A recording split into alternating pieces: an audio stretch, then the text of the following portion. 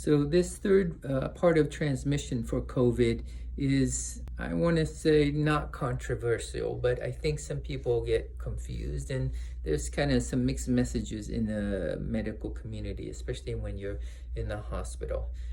Remember, when you're coughing, you're producing these small droplets that, if they're heavy enough, they'll fall to the ground.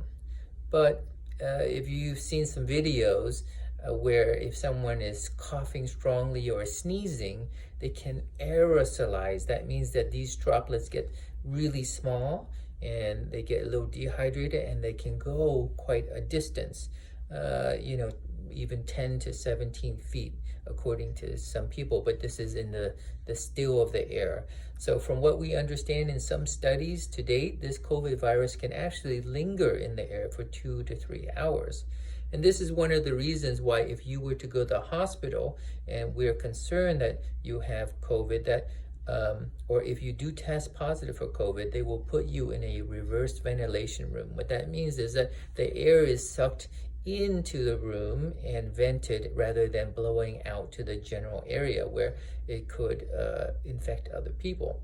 So keep that in mind when we're out in our own community. If we're shopping, it is something to be concerned about.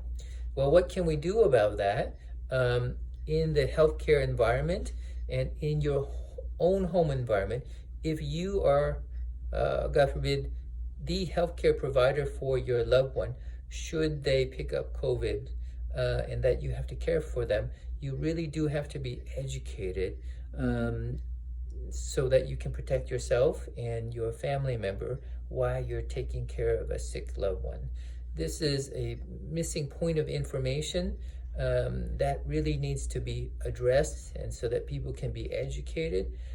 My greatest fear is that one person can infect the entire family, and in our community we may be living with our parents or grandparents, and they may be fragile. So taking care of one properly will limit exposure to others, and we do not want to be in a situation where entire families are infected and entire families get sick. So I want to talk about that at a later point in time. But remember the 3 routes: contact, droplet, and aerosol. Those are things that you want to be aware about and educated about. And of course, there's plenty of information now online and in other resources for you to be educated on. So I hope this is helpful.